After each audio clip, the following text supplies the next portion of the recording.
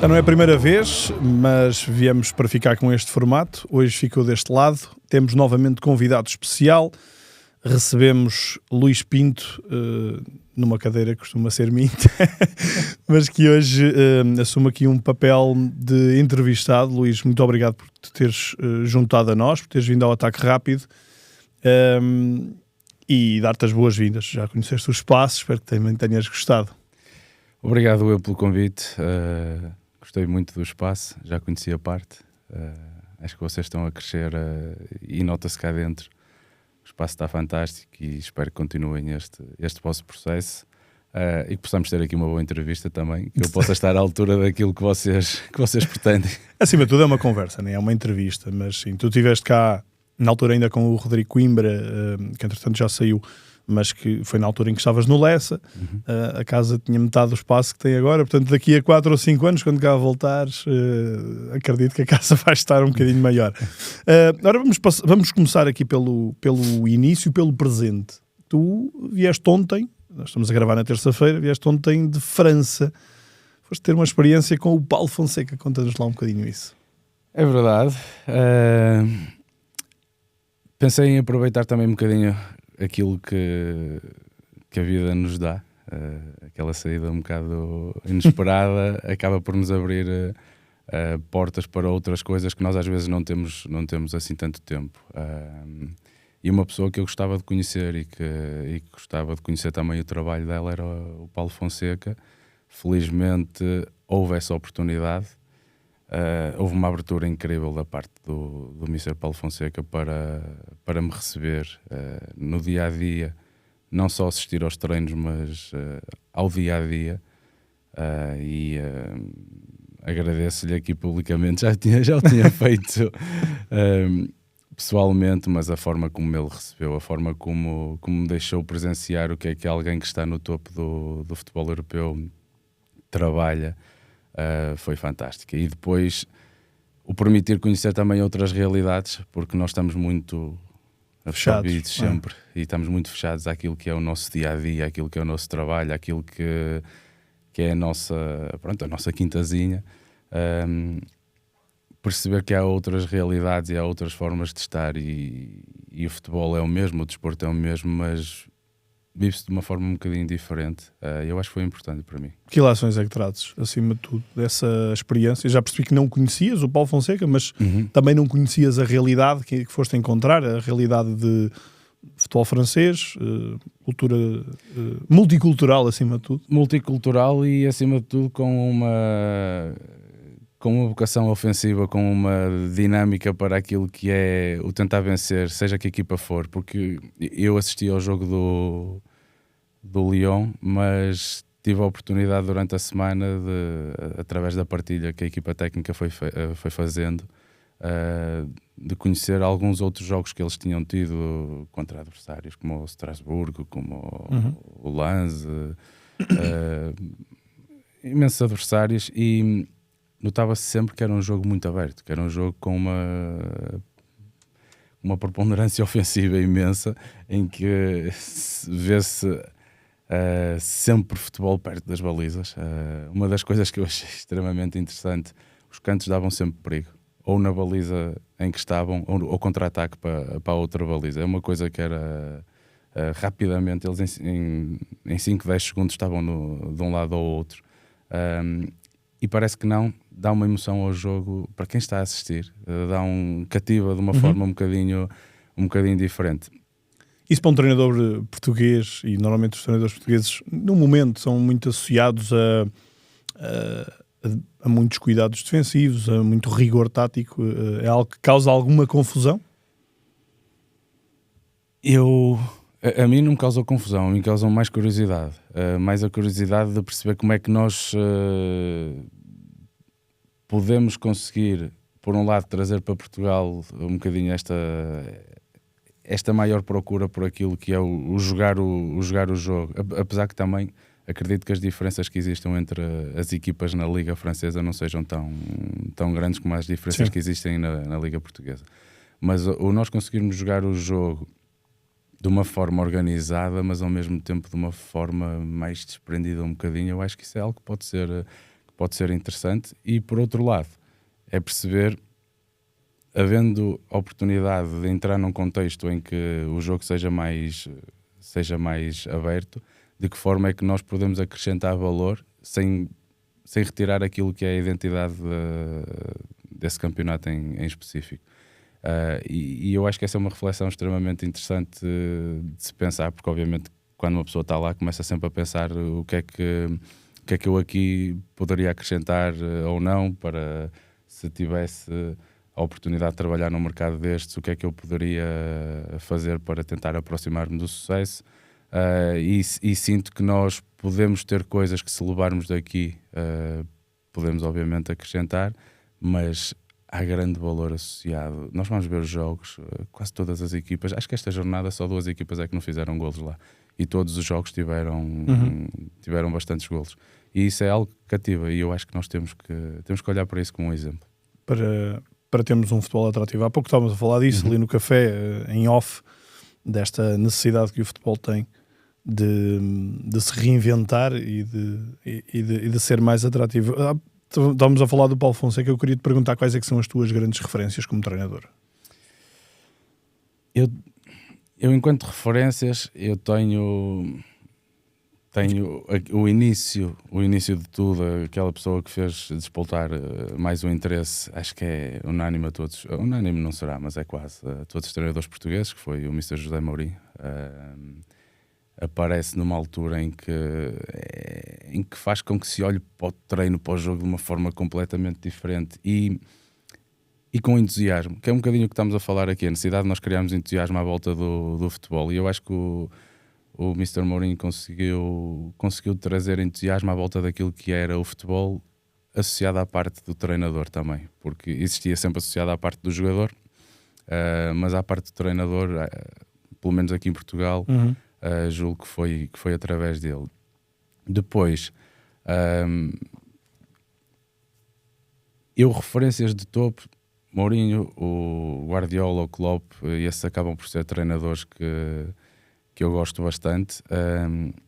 Mas eu depois, ao longo da minha carreira, fui sempre tentando ter referências de patamares acima, mas que não tivessem muito acima, para eu conseguir perceber de que forma é que podia ir dando passos para ir crescendo na carreira, e ainda hoje o faço, ainda hoje tento, e isto com o Mr. Paulo Fonseca acabou por ser um bocadinho essa perspectiva também, conseguir olhar para referências que eu tenho, que estejam em patamares acima daquele que eu estou neste momento, para eu perceber o que é que eu posso ir fazendo para ir crescendo. E eu, quando estava principalmente em equipas como o Lessa, Ricardo Soares, o Álvaro Pacheco, eram pessoas que estavam em campeonatos acima, andavam ali segunda liga, primeira liga, e eram pessoas para quem eu olhava e tentava retirar algumas coisas, desde a forma de estar até à forma de jogarem, e tentava ir percebendo o que é que faziam para terem conseguido, porque foram pessoas que tiveram um trajeto algo parecido com treinadores, tiveram um trajeto algo parecido com o meu, que tiveram que vir dos campeonatos não profissionais para tentar chegar mais acima. E então sempre tentei ter um pouco essa capacidade de, apesar de ter as referências que são o top dos tops, por assim dizer, ter referências de patamares mais altos que aquele que eu estou, para eu conseguir ir atrás. E a te perguntar de referências atuais, quem é que olhas com interesse também no futebol português, embora tu estejas num bom patamar, tendo em conta que foste um dos vencedores desta época, mas alguém te atrai em específico no panorama atual do futebol português? Acho que temos boas ideias em muitos treinadores, acho mesmo que temos boas ideias em muitos treinadores. Acho que a nível, não quero dizer que, acho que acontece um pouco o mesmo com eles. Por exemplo, o Tiago, o Vasco, o Margarido. O Vasco, quer o Botelho, quer o Vasco Matos, o Vasco Seabra também. Acho que há aqui um leque de treinadores que andamos com uma idade muito próxima e que nos conhecemos também de outras realidades, que nós acabamos sempre por olhar uns para os outros e por reconhecer competência, por reconhecer valor e por retirar coisas interessantes que nós sentimos que cada um de nós vai fazendo.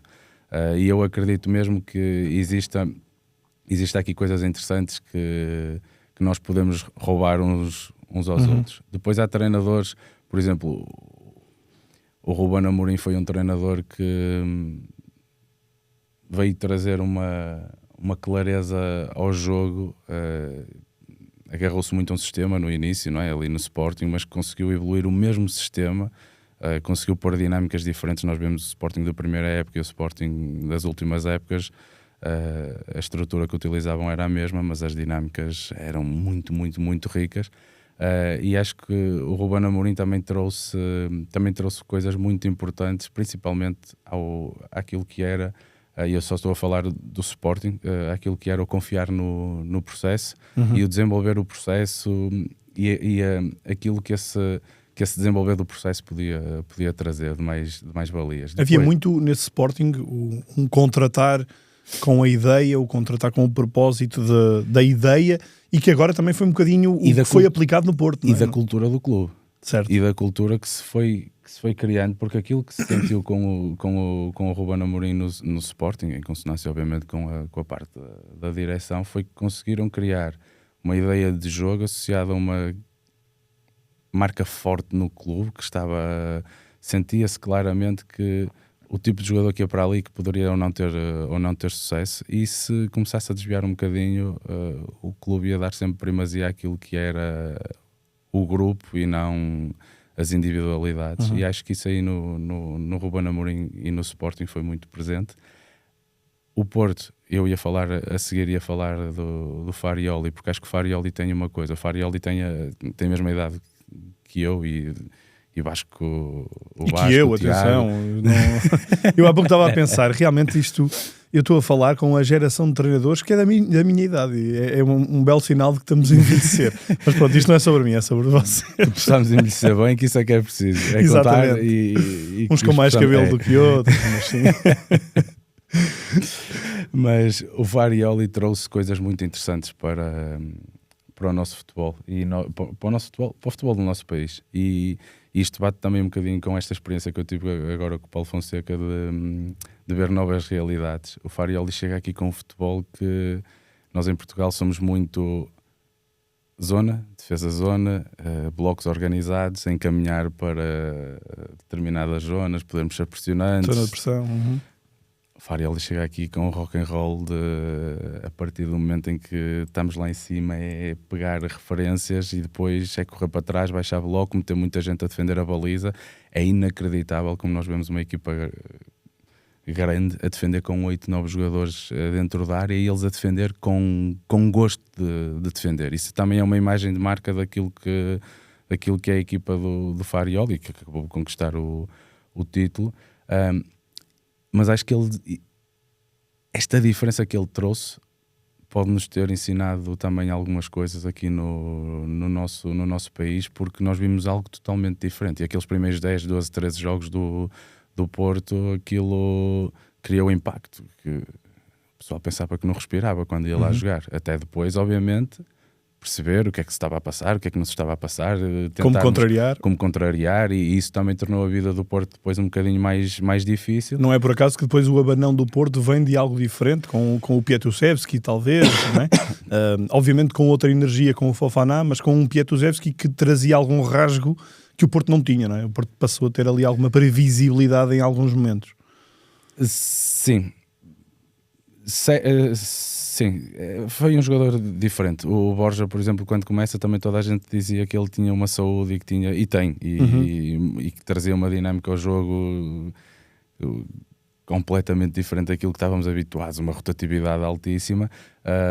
O Piatusevski acho que acrescenta-lhes essa dimensão física e esse correr no 1 contra 1 com metros nas costas.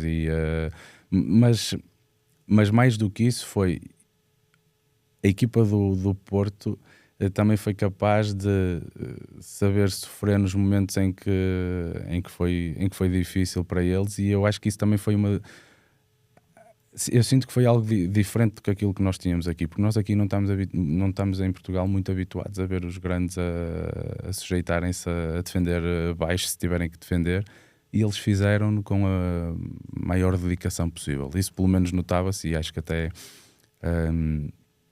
eu por acaso não vi, mas acho que ele até diz que há 2 bolas agora contra o Alberca, que até foi Jorge Costa, que aquilo, e depois eu só vi fotografias, não vi os lances corridos, e nas fotografias vê-se ali aqueles jogadores a defender como se não... Qual é o problema de defendermos? Pronto, eu acho que ele trouxe muito isso para o nosso futebol, e acho que isso é importante, retirarmos aquilo que nós achamos interessantes para nós, obviamente, e depois há treinadores que eu acho que vão sempre acrescentando coisas boas. Por exemplo, o Rui Borges acaba por ter a infelicidade de não terminar da forma que queriam, obviamente, mas aquilo que o Sporting jogou, principalmente no meio campo ofensivo este ano, em determinados momentos, foi fantástico. Na minha opinião, foi fantástico. Aquela dinâmica de início da época, o jogo mais associativo com o Luís Soares. Aquelas dinâmicas todas, eles recebem a bola numa cabine telefónica e conseguem se virar para a frente e conseguem se associar, eu acho que há sempre coisas muito interessantes que nós conseguimos retirar, e depois fomos a pensar, o Carlos Carvalhal já fez muitas coisas interessantes aqui em Portugal, desde o Rio Ave ao Braga, e é sempre um treinador que nos tem coisas giras para roubarmos também. Eu sinto que nós temos... Carlos Carvalhal, até como comentador, é alguém interessante, não é? Não deixa de ser relevante, não é? Sim, é verdade, porque é alguém que sabe do que está a falar, sabe o que está a falar, fala de forma, é isso mesmo. E acho que é interessante ouvirmos quem fala com conhecimento de causa, porque obviamente que se eu fosse fazer comentários também, uma operação cirúrgica qualquer, eu também iria dizer muita asneira. E acho que isto aqui é nós percebermos que quando há alguém que está a falar, é alguém que domina, tem a opinião dele e tem a forma de ver as coisas própria dele, mas é diferente. Claro. Portanto, já lá vão mais de 2 meses desde a saída do Vitória. Antes de irmos lá, eu sei que há muita gente que está ansiosa por essa parte, mas queria perceber como é que te estás a preparar para o próximo passo. E se esse próximo passo está perto? O telefone tem tocado ou não? Foram 3 perguntas. Não, tocado foi um Desculpa. Tocado tem, perceber os contextos, também acho que é algo importante neste momento. O próximo passo que queremos dar, acho que é mesmo muito relevante ter essa consideração. Não ser só o facto de gostarmos de trabalhar e queremos estar no ativo, porque isso acho que pode ser contraproducente, sinceramente.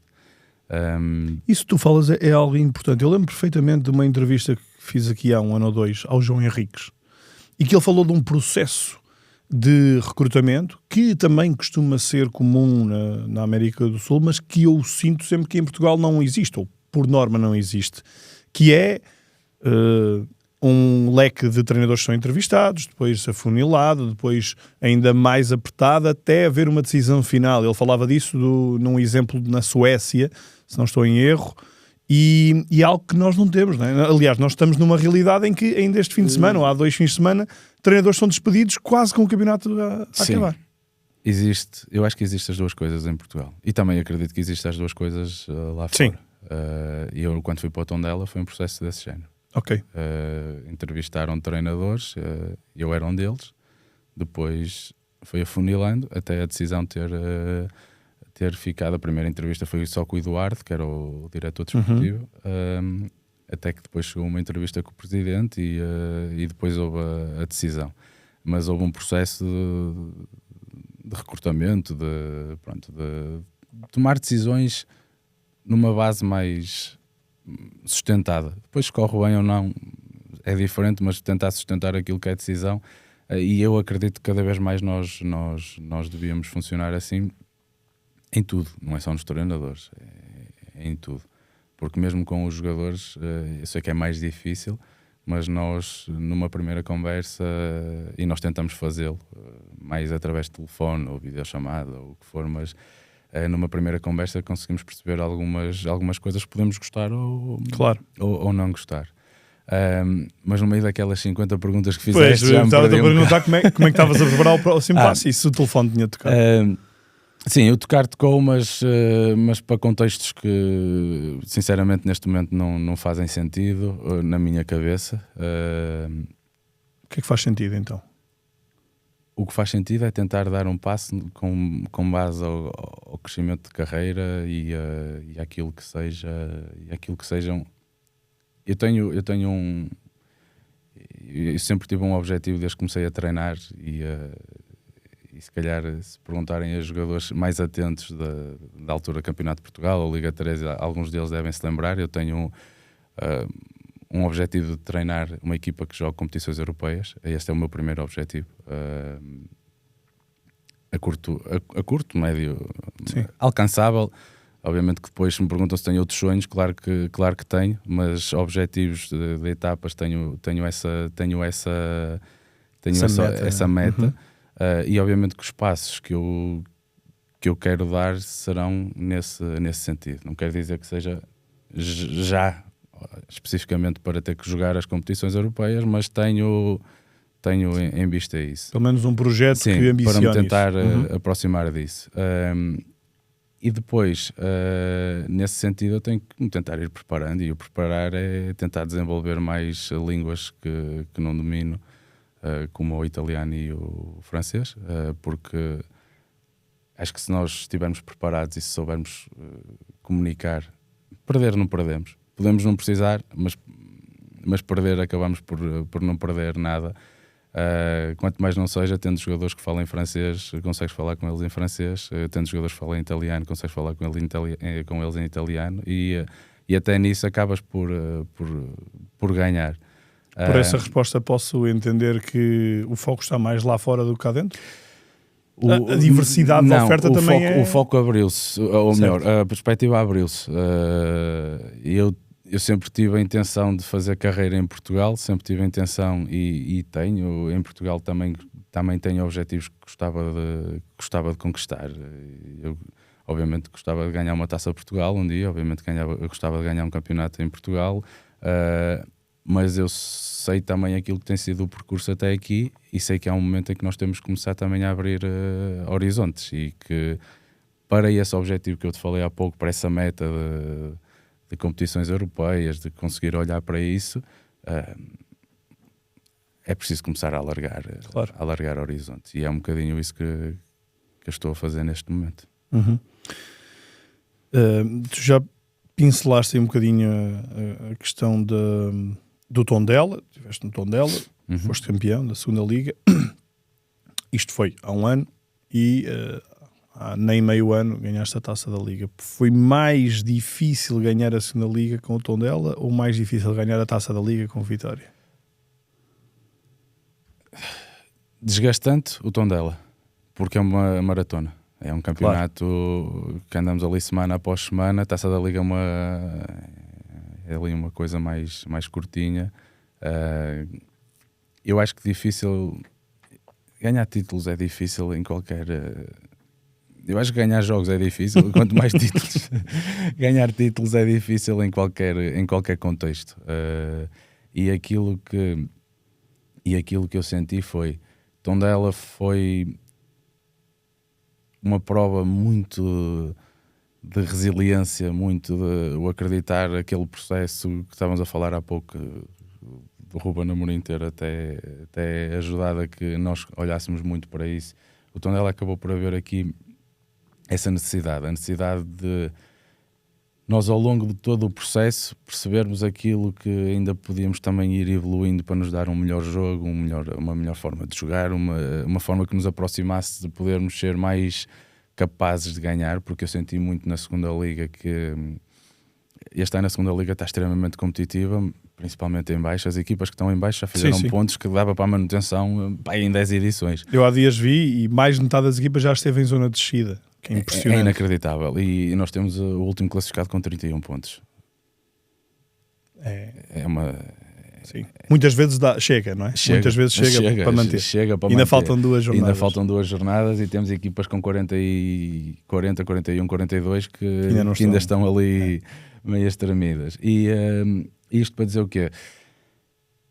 É uma liga que é sempre muito competitiva. E é uma liga que nos obriga sempre a estar em claro pensamento de, ok, isto dá-nos sustento, isto dá-nos base, mas nós precisamos também de ir acrescentando coisas à nossa forma de jogar que nos possam aproximar de ganhar, de surpreender o adversário, de ter que mexer no jogo, porque os jogos são muito, muito amarrados, são muito difíceis, discutidos. E nesse aspecto eu acho que foi muito, muito, muito interessante a capacidade de resiliência, mas a capacidade de nos irmos nos irmos desenvolvendo ao longo do processo e de irmos conseguindo ter resultados. Aí foi um ano que nós ali tínhamos uma série de questões lá dentro que nós sentíamos que toda a gente queria que isso fosse acontecendo. E nesse aspecto, o criar o ambiente certo, o criar a energia certa. Nós trabalhávamos com um psicólogo, que era o Carraça, e ele, desde o primeiro dia que trabalhava connosco, e nós, até no primeiro dia, fizemos logo um planeamento daquilo que seria a intervenção dele, acreditando que nós íamos chegar ao final e que íamos estar a lutar pela subida e que íamos estar próximos daquilo que nós queríamos. E o próprio trabalho que ele foi desenvolvendo foi extremamente bem aceito pelos jogadores, porque sentiam que aquilo aproximava-nos, quanto mais não fosse 1%, aquilo aproximava-nos de conseguir estar mais capazes de render e de poder ganhar. Mas havia plano B ou isso foi construído pela convicção? O plano B, como assim? Nesse planeamento inicial com o psicólogo, ou seja, foi sempre a pensar de que iam chegar ao fim lá à frente? A minha questão é essa. Não havia plano B, havia um plano de nós queríamos chegar ao fim e ter esse registro de subir de divisão. Obviamente que depois havia sempre nuances que nós, semana após semana, íamos tentando perceber, claro. Mas até isso, que não é algo que seja muito fácil de ser aceito num grupo de trabalho, a forma como ele trabalhava connosco, tão próxima, até isso os jogadores aceitaram, porque estava toda a gente sedenta de ter sucesso ali dentro, de conseguir, mas foi um trajeto que foi longo e que foi muito desafiante, e ao mesmo tempo foi desafiante e foi gratificante para quem o viveu. A Taça da Liga é algo que há um primeiro jogo no Dragão, e é o convencer de que nós seríamos capazes, é o convencer de que... E isto vinha num processo um bocadinho de início da época, que foi a necessidade de nós convencermos os jogadores e toda a gente que nós iríamos ser capazes de fazer coisas interessantes lá dentro e não estarmos a olhar para aquilo que estava a ser a limpeza que estava a existir e os jogadores que estavam a fugir, que à partida seriam jogadores mais... nucleares. Sim. E nós conseguirmos... ir crescendo, ir acreditando em tudo aquilo que estava a ser feito, e depois chegar ali ao Dragão e perceber que íamos defrontar uma equipa que eu acho que à data eles ainda não tinham nenhuma derrota, nem sequer para a Liga Europa. Não. Na Liga Europa... Não, acho que não tinham. Eu agora também não sei precisar, mas eu acho que não tinham nenhuma derrota. Agora até consigo confirmar, mas tenho ideia que não. Sim, de facto. E fazê-los sentir que éramos capazes de ganhar ali, pronto, aquilo ganhamos, e depois aquilo passa tudo para uma semana, mas que acaba por ser, essa semana acaba por ser também muito boa para nos ajudar a tudo o que foram as semanas entre esse jogo e depois a Final Four. Porquê? Porque quase todo o foco estava numa boa preparação para aquilo que poderia ser aquela semana, que nos iria dar ali a hipótese de conquistar um título de uma forma muito short. Ali, sim. Tal. Ali é mais tudo pode acontecer, não é? Ali vive-se mais aquela coisa de acabou este jogo, agora já temos que estar a pensar no outro, a preparar o outro e a quem é que vamos jogar, contra quem é que não vamos. É mais dinâmico, é mais vivo, é interessante, mas foram ambos difíceis e ambos muito satisfatórios. Porto tinha só perdido contra o Nottingham Forest, numa altura em que chega aqui ao estúdio um elemento fundamental, André Simões, foi quem também deu a sugestão e nos trouxe aqui o Luís, o André Simões, grande craque do AEK e por aí fora, está ali no backstage, ele depois ainda cá vem dar uma palavra. Mas estávamos a falar aqui desta conquista e agora mergulhando um bocadinho mais no lado Vitória, passaram 4 meses desde aquele janeiro, aquele início de janeiro, e agora mais a frio. Eu lembro perfeitamente mesmo pós-jogo, a tua prestação logo a seguir na Sport TV, bastante satisfeito, bastante quase gratificado com o que tinha acontecido. Agora, 4 meses, com maior frieza, como é que se sente? Como é que tu olhas para este evento, para este momento, para esta conquista, e o que é que te vem à cabeça? Arrepia? Continua a arrepiar? Sentes que o tempo mostra que foi algo maior do que tu imaginaste na altura, ou não tão grande como tu imaginaste na altura? Não, e isso, com toda a humildade do mundo, não mostra que foi algo maior do que imaginamos, porque eu primeiro lembro da minha primeira intervenção pública em Guimarães, na apresentação, em que estávamos lá no Campo São Mamede, salvo erro, não quero estar a dizer nomes errados, mas atrás do castelo mesmo, e eu tinha falado, ao falar aos adeptos, disse que acreditava que nós estávamos ali e que, passado algum tempo, poderíamos estar a conquistar coisas muito, muito grandes, coisas que ninguém naquele espaço se calhar acreditava. E eu digo isto porque eu acho que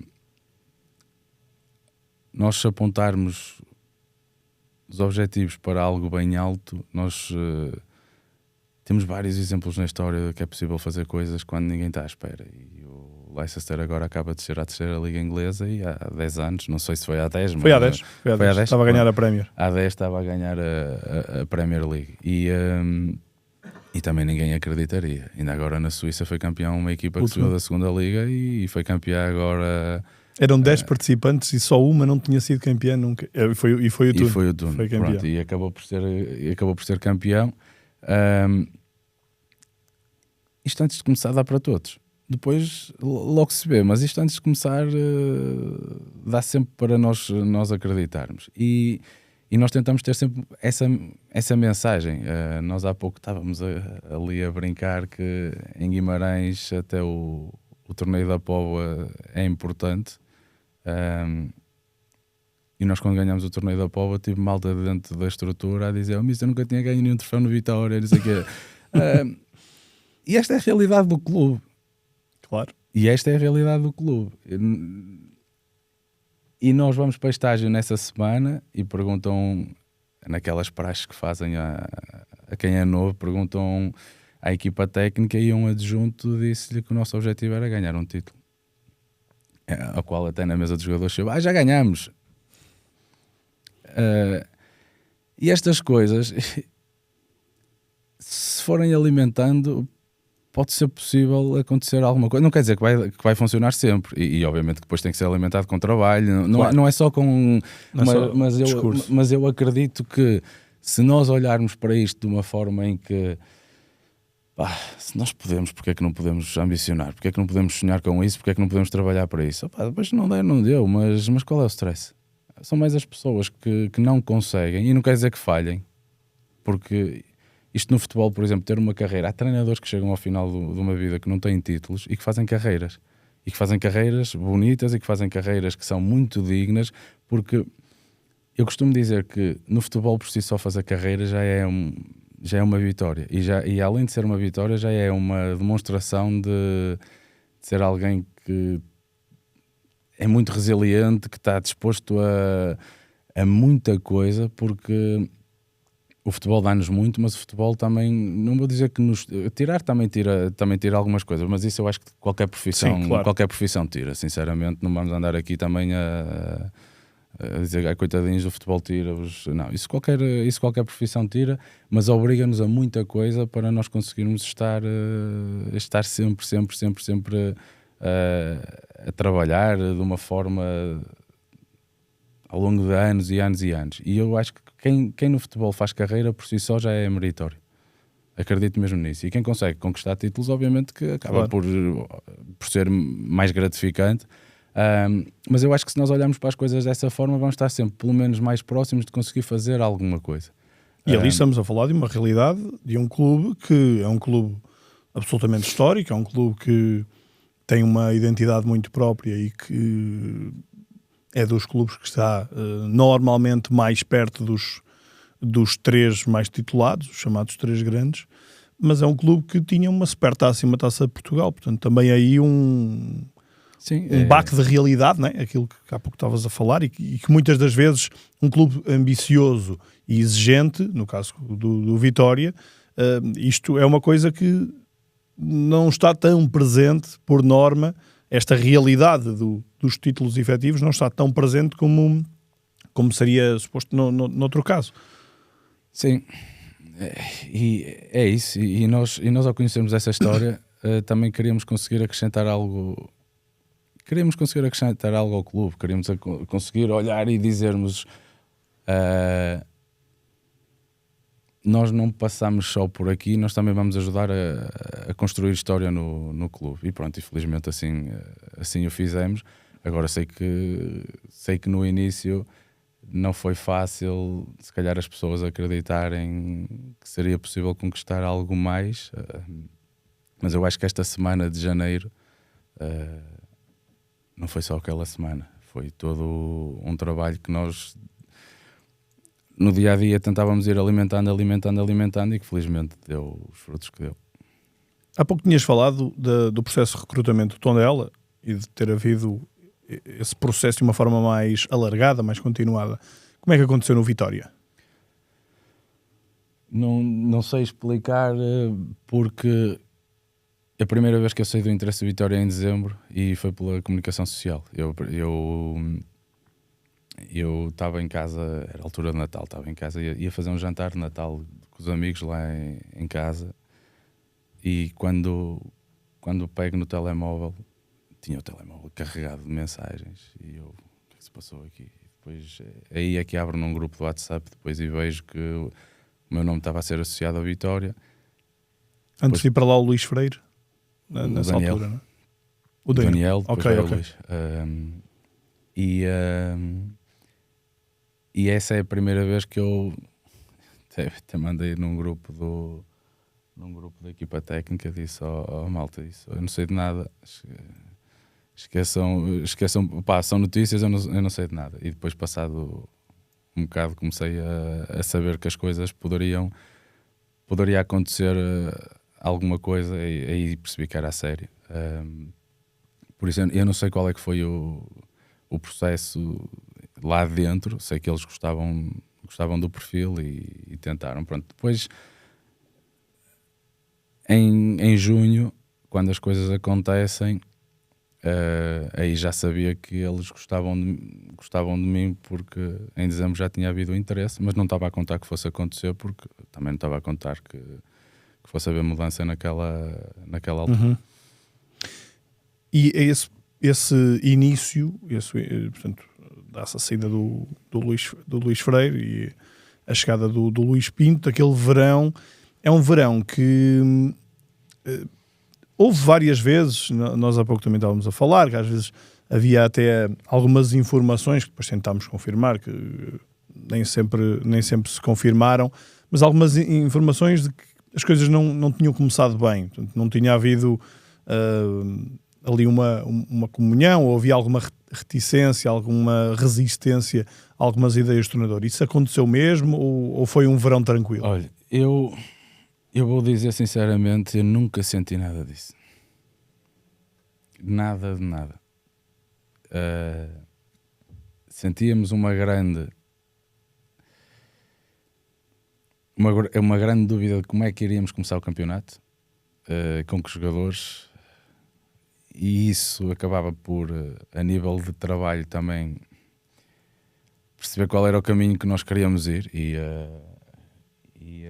eu cheguei a dizer no balneário, mas numa altura em que ainda tínhamos muitos jogadores que depois acabaram por sair, cheguei a dizer no balneário que nós tínhamos o objetivo de lutar pelos 3 primeiros.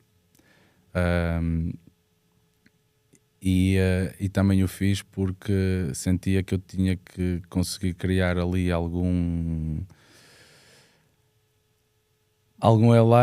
coisa, colocar a cenourinha à frente, porque havia uma tentativa, havia mesmo, notava-se que havia jogadores que sabiam que iam sair e que depois já também já o queriam fazer, porque sentiam que também as coisas estavam a caminhar para esse lado. Então nós tínhamos que tentar arranjar sempre uma forma de motivar, de espicaçar. E nós, quando tínhamos, quando falei disto, ainda tínhamos o Tiago, o Tomás, o Tony, o Nuno Santos, ainda tínhamos ali o Bruno Gaspar, ainda tínhamos ali um núcleo duro de jogadores que depois acabaram por sair, e então ainda tentei espicaçar dessa forma essa malta toda. Mas isto para dizer o quê? Nós, com esse plantel, nós tínhamos jogadores para jogar de uma determinada forma, conseguíamos utilizar uma estrutura A3, conseguíamos utilizar uma estrutura A4, conseguíamos ter ali algumas variantes. Por exemplo, o Tony era um central que, a jogar como central do meio, dava uma estaleca incrível, e quer defensivamente, quer ofensivamente. E depois era um líder, era uma pessoa que eu gostei bastante do tempo que nós trabalhamos, juntos.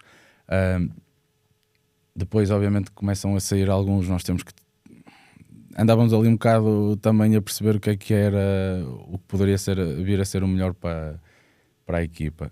Mas eu nunca senti resistência, não quero dizer que ela tenha existido ou não, mas eu nunca senti resistência sobre aquilo que nós estávamos a tentar trazer e o que não estávamos. Obviamente que ali na semana em que nós começamos o campeonato, começaram a haver uns zunzuns que eu poderia estar de saída. Nunca houve algo, nem com a parte da direção, nem com a parte dos jogadores, que fizesse pensar que isso poderia ser uma realidade. Nunca. Nas conversas, e até pegando na questão do plantel e dessas saídas, eu creio que tu, no fim do mercado, terás dito alguma coisa como que, corroborando, portanto, a linha tomada pela direção. Isso foi algo que, com o passar do tempo, com o passar de agosto e com essa indefinição, foste recebendo diretamente esses sinais? Foste recebendo... Foi-te sendo comunicado... Da alteração? Sim, deste apertado, sim, vamos chamar-lhe assim. Eu sabia desde o início.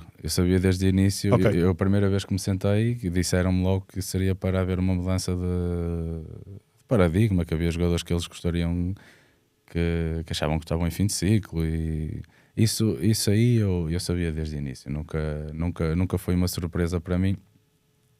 O difícil aqui foi começar o campeonato com eles, porque isto era muito mais fácil se tivesse havido isto logo e isso é difícil por vários motivos. Não é só, primeiro, porque os jogadores são pessoas e não se tratam...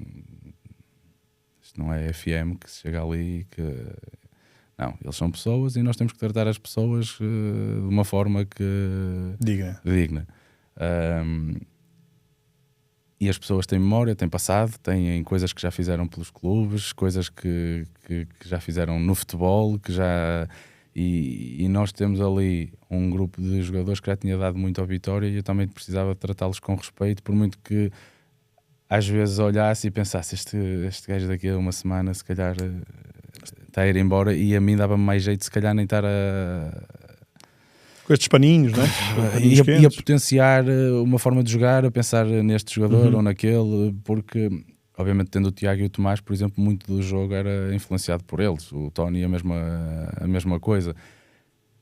mas eu tinha que ter a capacidade de o fazer sabendo que corria o risco de os perder e que depois mais à frente iria ter que reestruturar tudo. Pronto, mas isso nunca foi uma surpresa. Os timings é que não foram os mais interessantes, mas que foram os timings que foram possíveis. Daí aquela declaração também no final do mercado. E essa declaração, atenção, eu faço e ainda hoje digo, eu acho que aquilo que foi feito acabou por valorizar muita gente, acabou por dar oportunidades de carreira a outros que saíram para continuar a carreira deles noutros sítios, porque nós todos temos objetivos e o jogador de futebol, a carreira também é curta, e eu percebo que também tenha outro tipo de objetivos para a carreira, e acabou por permitir isso e acabou por permitir que outros nomes surgissem. E estamos a falar de jogadores que no ano passado jogavam o Campeonato de Portugal. Exatamente. E este ano acabam a jogar a Primeira Liga e a jogar bem e a serem valorizados. E eu acho que este caminho era um caminho difícil, mas que era um caminho que foi bem feito e que em nada manchou o nome do Vitória. Obviamente que o Vitória e as suas pessoas gostam sempre de estar o mais acima possível. Mas eu acho que este caminho até acabou por ser um caminho feito com bastante sucesso, e as minhas declarações nessa altura têm a ver com isso, porque havia qualidade em quem vinha, não havia era conhecimento daquilo que era a Primeira Liga. Claro. Sim, mas vários jogadores que, sobretudo no meio campo, não é? O Diogo, o Gonçalo, agora mais recente o Miguel Nogueira também, o Benny, que o ano passado tinha estado mais numa segunda linha, que emerge com essas saídas. Portanto, acaba por ser uma época, sobretudo meia época, até à altura da Taça da Liga, em que há uma valorização coletiva e, portanto, o título é uma face visível. Esta valorização coletiva, este construir de vários jogadores, acaba por ser um título invisível, chamamos-lhe assim, não é? Sim, eu salvo o erro, não quero estar a cometer a dizer nenhuma mentira, mas eu salvo o erro, o Vitória foi o segundo plantel que a nível percentual mais se valorizou. Estamos a falar de Camará, que nem sequer valor de mercado tinha, nem sequer aparecia no Transfer Market o valor de mercado dele. O Noah, o Diogo, o Benny e o Gonçalo, esses são jogadores que acabam por ter uma valorização muito grande, e que são jogadores que, eu isso concordo contigo, o meio-campo acabava por ser ali uma parte que foi-se conseguindo desenvolver muito bem, e o Gonçalo Nogueira, infelizmente para nós, até se lesionou depois da Taça da Liga e teve muito tempo de fora. Mas o Diogo, o Ben e o Gonçalo são jogadores que, falando desses três de meio campo, que se Deus quiser vão fazer carreira em patamares mais elevados, porque têm qualidade, e qualidade e mentalidade também para o fazer. Depois chegamos à grande questão, não é? Chegamos a março, início de março. O presidente tinha estado aqui no Ataque Rápido, também num episódio extra, onde até nem focámos muito a questão do treinador, porque honestamente nem era quase tema na nossa cabeça, obviamente. Mas eu até tive o cuidado de hoje de manhã ir ouvir o que o treinador falou, e agora que ouço o que ele falou, percebo, ok, se calhar havia aqui sinais, mas não os interpretámos dessa maneira, porque o presidente está aqui, fala de se estar satisfeito, mas a verdade é que depois há uma derrota e há uma saída. Porquê é que isto acontece? Porque, como em todo lado, nós treinadores, quando entramos num clube, estamos sempre um dia mais próximo de sair. E aquilo que aconteceu foi que eu saí como todos os outros treinadores saíram de Vitória. Eu, quando vou para a Vitória, não quer dizer que eu não merecesse ir, porque isso são outras questões, mas o Luís não merecia sair. Na minha interpretação, um treinador que faz a segunda volta que ele faz, que não conseguiu a Europa, ok, mas recupera 8 ou 9 pontos. Não se percebe. Sim, morre ali um bocadinho na praia, não se percebe mas qual é que é a necessidade disso acontecer. Então eu nunca estava, ainda há pouco disse aqui que eu não estava à espera de poder ir para o Vitória em junho, por causa disso mesmo. E pronto, eu acho que aqui acaba por acontecer um bocadinho o que aconteceu com os outros, mas felizmente nós conseguimos sair com um título. É tão simples quanto isso. Eu ouço adeptos, nós temos aqui um colega que é vitoriano e que também nos vai passando muito essa sensação. Para os adeptos foi algo incompreensível. E os adeptos do Vitória, às vezes, mesmo ganhando, não estão satisfeitos e apontam o dedo ao treinador. E eu lembro perfeitamente de, na derrota com o Santa Clara, ir ler os comentários, e alguns comentários são contra o treinador, mas acredito que isso há sempre, não é? Mas acredito que 99% das pessoas ficou absolutamente surpreendida com essa decisão. E a verdade é que o tempo também não trouxe propriamente sinais, pelo menos sinais visíveis, resultados. Claro que quem está, o Mr. Gil Lameiras, está claramente a preparar se calhar a equipa mais para a próxima época, porque o objetivo europeu já há muito que fugiu, mas não se sente que, ok, esta chicotada fez bem. Se calhar não era propriamente uma questão para te colocar. Aquilo que eu sinto, eu posso dizer só aquilo. Continuam a ouvir? Continuamos a ouvir. Eu posso dizer que. Eu posso dizer aquilo que eu senti e aquilo que eu sinto. Agora, sim, claro. O que é que está a acontecer? Isso já seria especular e também não é esse. Mas aquilo que eu senti na altura. Nós faltavam-nos 9 pontos para fazermos a melhor época de sempre do Vitória. E quando digo melhor época de sempre, nós não podemos colocar a melhor época de sempre de um clube só com a pontuação da Liga. O Vitória tinha 2 títulos, com esta época teve o 3º, ou seja, comparativamente, na minha forma de ver as coisas, nós temos que ver quais é que são as épocas em que houve títulos conquistados. E as épocas em que houve títulos conquistados, o Vitória terminou no máximo com 40 pontos.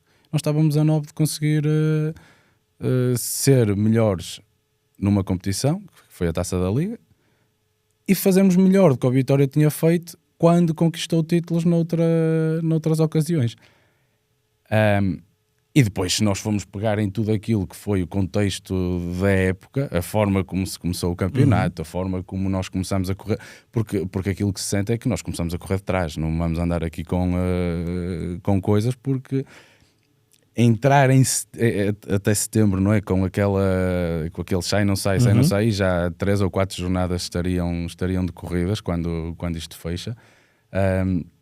Nós não estamos a correr, não estamos a partir, não é igualdade, porque igualdade ninguém parte, mas pronto, estamos a correr ainda com o processo em andamento, ou estamos a começar com o processo em andamento, e isso aí retirou-nos alguma estabilidade. Depois nós conseguimos estabilizar, conseguimos ir fazendo as nossas coisinhas, porque quer queiramos, quer não, nós íamos conseguindo pontuar e aquilo ia fugindo mais um bocadito para cima, para baixo, mas pronto, mas íamos conseguindo levar as coisas.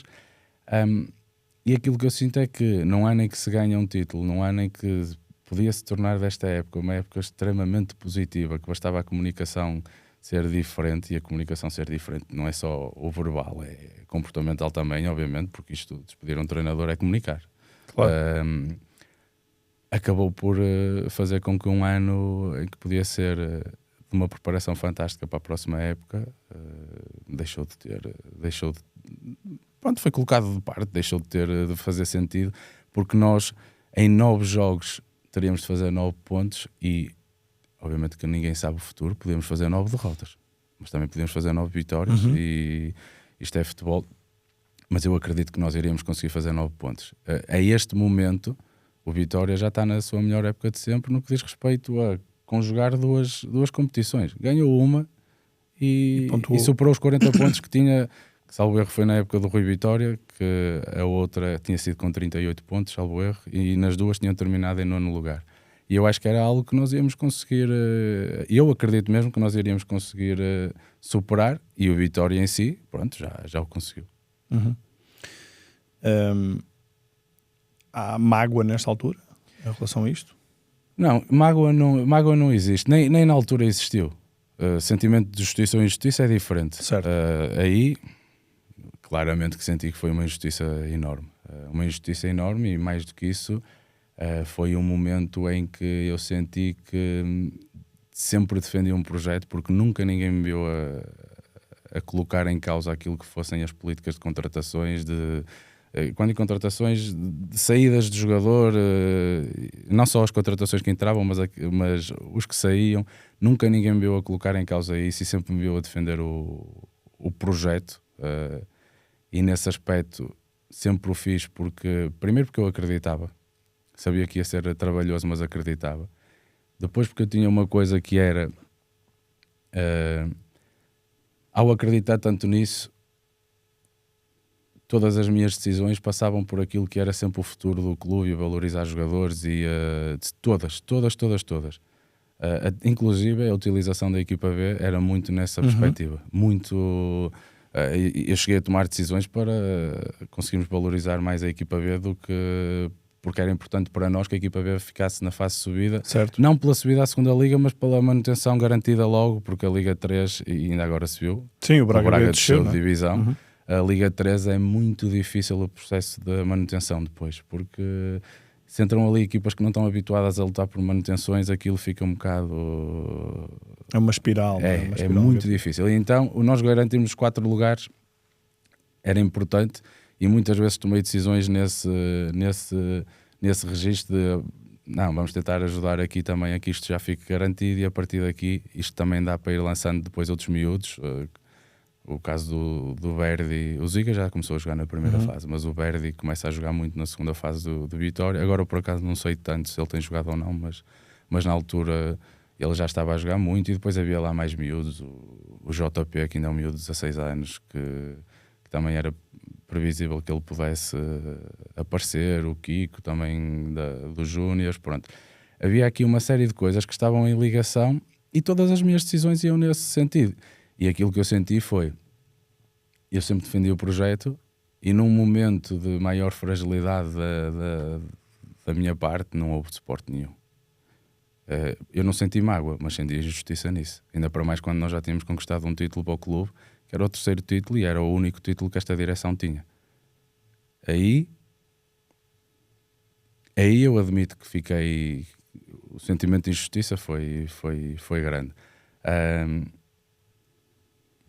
Mas não valeu a pena ficar preso muito tempo a esse sentimento porque é futebol. É futebol. Lembro-me não, quando estive a preparar aqui a entrevista, reparei numa frase que tu nos deste há 4, 5 anos, quando eras treinador do Lessa, e que na altura tu falavas sobre onde é que querias estar, como é que querias estar, e tu disseste que não interessa se é no Sporting, se é no Manchester United, mas eu quero estar feliz onde quer que esteja. E isso é o que é o que mais te guia nesta altura, nesta fase. Sem dúvida. E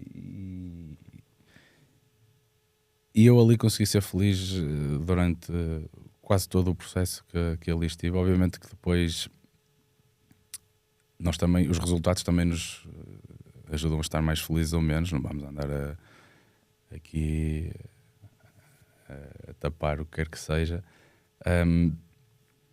E eu em grande parte fui feliz ali enquanto acreditava também naquilo que era o projeto realmente, que parecia que existia mesmo, e eu identificava-me muito com aquilo. Mas eu saio do Vitória e mais ainda essa minha convicção prevalece, que é eu quero ser maioritariamente feliz, não me interessa onde, mas quero ser maioritariamente feliz, sabendo que há dias que são mais felizes que outros, mas isso faz parte. Aqui é igual, certamente. Às vezes vais para o 0-0 estás mais feliz do que outros dias, mas... Eu venho sempre feliz. Sempre. Há 13 anos que eu venho feliz. Não tens hipótese. Aí não tens hipótese. Não, estou a brincar. Mas é óbvio que é isso que eu pretendo. Muito bem. Olha, estamos a chegar ao fim da nossa conversa e eu estou um bocado frustrado. Vou-te explicar porquê. Porque em janeiro, quando vocês ganharam a taça da Liga, e foi absolutamente épico, a minha mulher em casa dizia: este treinador de Vitória é giro. Dizia assim. E então ela diz-me, portanto eu disse: olha, vou entrevistar o treinador de Vitória, que tu dizes que é giro e tal. E ela disse, então, olha, vê lá se diz isso. E eu, não, eu vou arranjar uma maneira de dizer, algures na entrevista vou dizer isso. E agora estou a chegar ao final da entrevista e não consegui ter uma colherada para meter esta...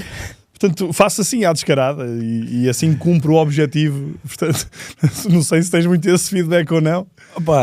Mas pronto, atenção, também tens esse lado... A minha esposa diz que sou bonito, a minha mãe também, por isso essa parte é importante. Agradeço à tua mulher também. Pronto, eu vou-lhe agradecer, que ela deve estar aí a chegar também com a minha filha. Olha, mais a sério, Luís, muito obrigado por teres vindo ao Ataque Rápido, espero que tenhas gostado, foi um enorme gosto ter-te aqui. E depois quando tiveres clube, liga-nos a dizer para nós sabermos em primeira mão. Obrigado, agradeço muito o vosso convite. Espero que não tenha sido desconfortável em momento algum. Não, eu estava a pensar em levar a poltrona para casa, que isto aqui... É boa? É boa? Gostas? É porreiro. É o nosso patrocinador, não falha. Está o Simões ali sentado nela, vou levá-lo. Queres vir cá, André? Anda cá. Momento musical. Força. Eu estou fora já. Não, primeiro, já conheço o Luís há muito tempo, não é? Fomos colegas de equipa e criamos uma amizade engraçada, uma amizade que partilhávamos, íamos para casa um do outro, íamos de férias juntos, com um grupo de amigos também. E dizer que antes dele ser um grande treinador, foi um excelente jogador também, só teve azar. Teve azar porque foi um excelente jogador, obrigado, um excelente André. central. Excelente central, é verdade. Aliás, na época que nós jogámos juntos no Leixões, fizemos a fase final de Júniores, quando naquela altura era muito mais difícil chegar à fase final porque eram apenas 4 equipas, agora acho que os formatos são um bocadinho diferentes e competimos. Acho que o Leixões nunca tinha conseguido ir a uma fase final de Júniores, ou tinha uma vez, algo assim, depois já conseguiu mais algumas.